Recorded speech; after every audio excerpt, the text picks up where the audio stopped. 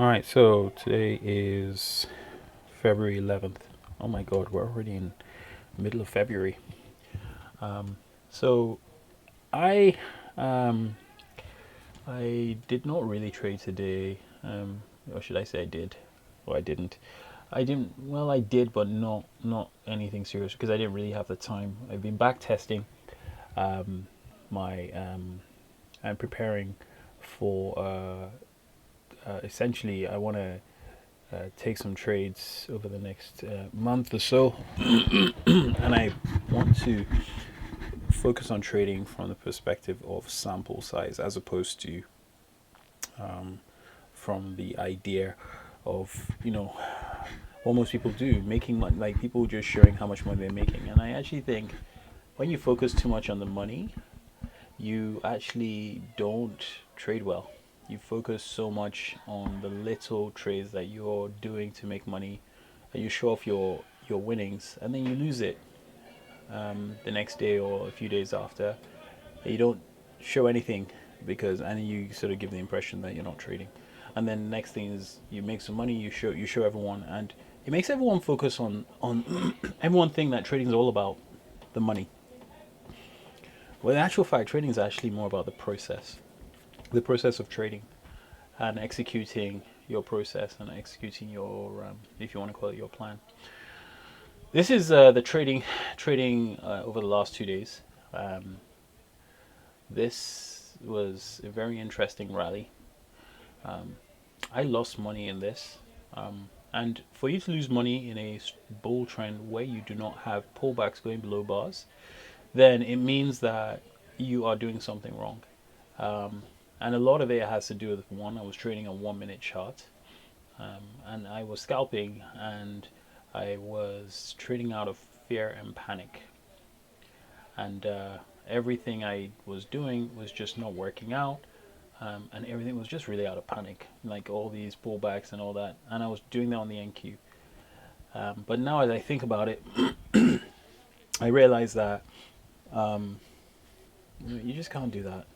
You can't be trading that way. First of all, this chart is very hard to figure out what you're trying to do. I mean, for some people, I remember in the old days, I'll see three bull bars, I'll see this, then I'll buy above this, put my stop here or here, and then just kind of try and make money on this, and then done for the day.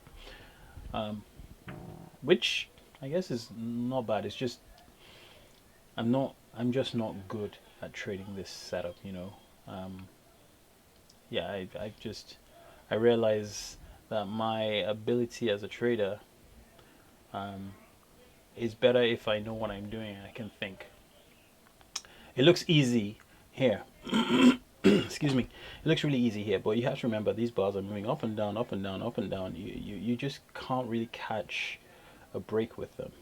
It's interesting. I see this three legs up, pull back, so the moving average here pulls back, and then nice bull breakout above it, and then you now have three here, and then a pull back.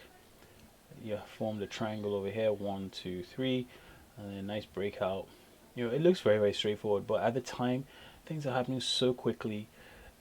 You don't really notice 1, 2, 3. This looks like a fake out, but this is the main one. It's actually four legs up.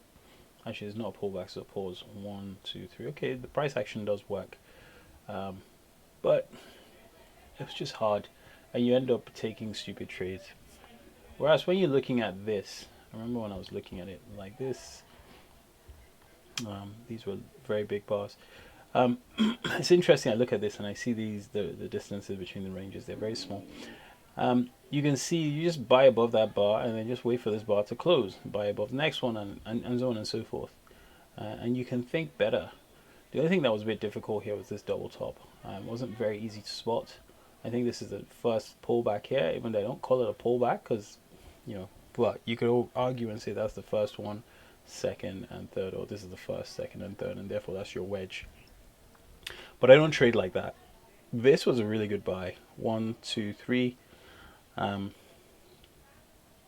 I didn't actually take this. At this point, I'd already stopped trading for the day because I was just trading rubbish. And a lot of that had to do with just no patience. I realized that my issue with trading, at least of late, hasn't been setups. From my back testing, I realized my setup or my strategy has an 88% win rate for a 1-to-1 trade and a 55% win rate for a 2-to-1 trade. So what does that tell you? It tells you that you have a very, very high chance of winning if you're just trading your wedges and your breakouts. And so like this was a really good trade up. You could have made your day from this because you had over 10 points. I mean, this alone is 10 points, you know. Here you buy above this bull bar. 1, 2, 3, 4, 5. This is 10 points here. And then you still have some more. It's a nice 2-to-1 risk reward. If you base it on this bar alone, you're already all the way up here to the moving average. So that would have been a beautiful trade. A nice wedge top. 1, pull back, 2, pull back, 3. 3 legs up. And look at where the moving average is. So clearly what's happened over here is where this massive gap down. And then you now have this really nice rally going up. So like a V bottom. And then you now have this area being a very strong area of supply. Because I think this actually area is another swing high from a different time. If we look at the weekly charts, you can see we have a double top from previous week. If we look at the daily, yeah, double top here. And in fact, this looks like a wedge. 1, pull back, 2, pull back, 3. Okay, didn't really get to the top, so it's a double top. And maybe we're going down. Not really sure. But anyway, so you now have this nice. You can sell below this bear bar, or even below this stop up here, or even here. Beautiful bear breakout. Two-legged pullback to the moving average again. In fact, I'll just mark that here. Just two-legged pullback. Sell below a bear bar. Because of this bar, I have strong convictions to go short here, and this is just the wedge itself. So this first leg down, second leg down, pullback. You see a pause like this. So this is something I always have to remind myself. How far we are from the moving average. If we're going down and pullbacks are happening at this distance from the moving average, your chances are you're probably going to go lower. At least 2 bear bars. So what would you do here? Sell below this bar. Or even sell below this. I'm probably more comfortable selling below this because probability is higher. Stop above here, and what do you get? This is actually very difficult because this is the open here, and this is also where a lot of stops are. You hit those stops, and then we have this moving average. Let's suppose this is a 960 or the 4-hour 20-minute moving average. So at this point we now have 1 pullback, 2 wedge top, double two-legged pullback to the MA. Sell below this bar, stop up here. 1 pullback, 2. This is a triangle. 1, 2, 3. Actually, no, it's not a triangle. This low goes below this. But anyway, you know what I mean. 1 pullback, and then another wedge top here. Sell below a bear bar. This is actually a really good sell here because you can see everything's down here. Sell below, you've broken the trend. Really, really good trade here. And as you can see, it's such an easy. This part was so easy, but I was not trading at this, and I always have the same these issues. At this time of the day, I'm not trading. Also, it wasn't a time when I was trading again. Another leg down. We come down here. We form a wedge, and then we attempt to reverse the trend here again. It fails. Probably going for a measured move. Down here, close. So going for a measured move, and therefore sell below this bar, stop up here. 1 pullback, 2 pullback, 3. Nice wedge top, and we start the next leg, which goes into the next day today.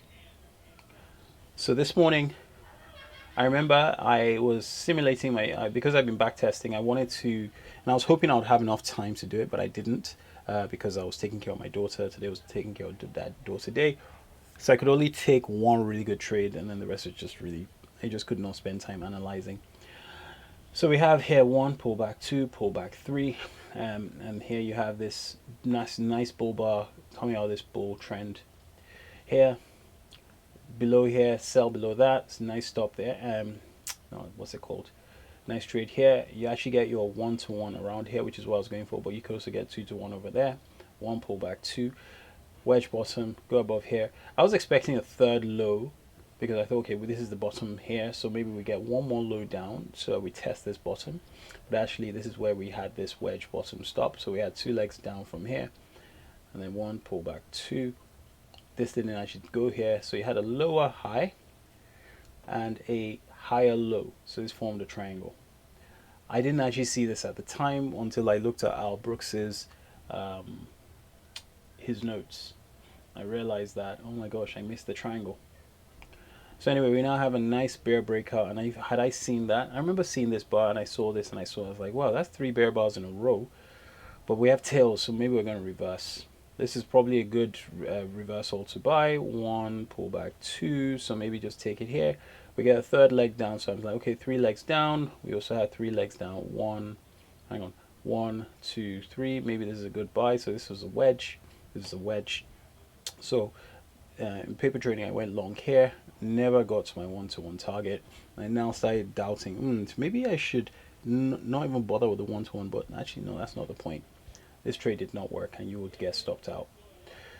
Anyway, so it's fair to sell below this bar, stop above here. As you can see, we formed another triangle here.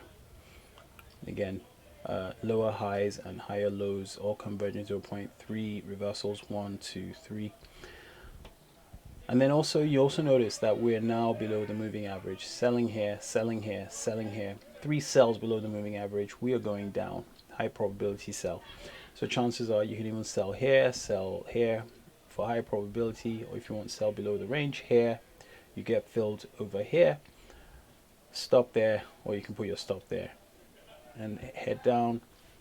Measured move targets, and this was a massive breakout away from the moving average. A nice correction, 2-legged pullback correction to the moving average.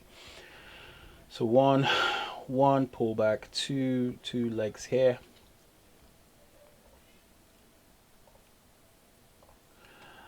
Fair to sell below this bar. 1 pullback, 2.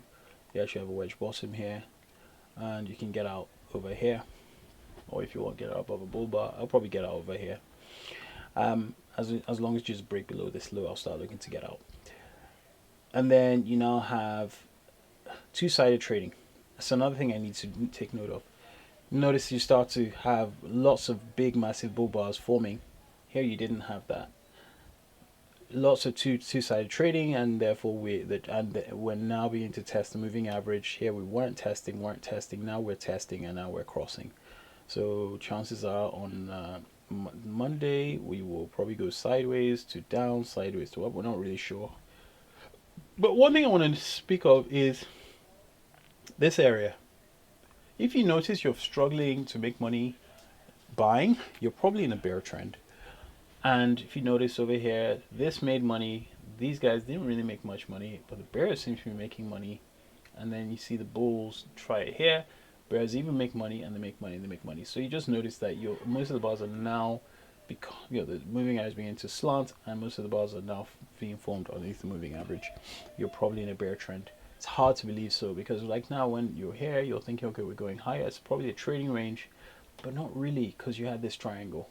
And you're probably not going higher. Not saying it can't happen, but you probably have a higher probability in selling. Think about it. This is a double bottom. Look at the follow through by the bulls. It's really poor. And when did it stop? The wedge stopped at the moving average. So bulls gave up over here, which is why you have this give up bar. This already tells you you're probably in a bear trend. Can't seem to close bars above the moving average, and we're going lower and lower and lower. Any strong bull bar is being sold. Yeah, these are things that you have to learn and become comfortable with when you're trading. The more you do that, the better the better the trader you become. Let me see if I can now open up my back test of what I've been doing. Do I have? Here we go. So far I have a sample of 59 trades. I have screenshots for them too. So you can say, for instance, now just bring this up. That particular day, That doesn't make sense. If that's the first trade, I'm not really sure what's going on here.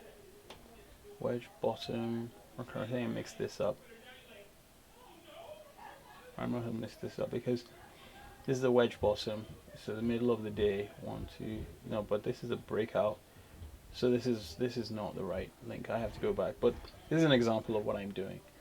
I'm recording how I would trade every single day based on the setups that I can find. And I've taken a sample of random days. I mean, the first few days or just essentially continuous days just to see what's going on. How many of them I had 1-to-1 win ratios or 2-to-1 win ratios. Period in the day means was it in the morning, which is 1, was it in the afternoon, which is 2, or was it close to the close, which is 3. Wedge bottom or breakout of a trading range, breakout above moving or through the moving average. And those are the 3 different setups that I trade, or at least I have been trading. And there are a lot more that are on in a chart, but those are the main 3. I noticed that whenever I focus on a chart and I really concentrate, I'm actually really good at finding really good trades. Like this would be a good trade for me. This is a good trade. I may miss this, try and catch this, get this, get this. You know, I can find some really good trades. I just need to be focused. And that is always the hardest thing. Really just putting the time to focus. Another thing is resisting looking at lower time frames. Because the best thing to do as a trader is actually just focusing on the chart you see in front of you. Sometimes I just want to look at the Globex, for instance, now just to get an idea. And I see we had a wedge top, 1, pullback 2. We had a nice climax over here, and as a result, we now had this nice, especially from here, 1, pullback 2. I anticipated we are going to have a really strong bear trend today, just because of this. And then we had this bull channel, or should I say retracement. So it just kind of made me think, yeah, let's do, it's probably going to go. And also we're testing this low, which is this high. So we've closed the gap, but at the same time, this is where sellers are as well. Sellers who sold that close, I'm sure they sold again over here, but they also sold some more over here. So yeah, these are just some ideas that I've had just trading today, and then looking at the price action. The market cycle is real. Like, look at how this is losing momentum, then it goes sideways and goes up. Essentially, that's how price moves. It's not random. I need to be very aware of that, especially when we're in this region over here. We made a lower high, and therefore we're probably in a bear trend, and also a higher low in a triangle. And we had a breakout, and then just went lower. And chances are we were going to go lower just because of this. So these are things that one needs to be constantly aware of when they're trading, so they make better trading decisions. All right, this is my trading journal for today.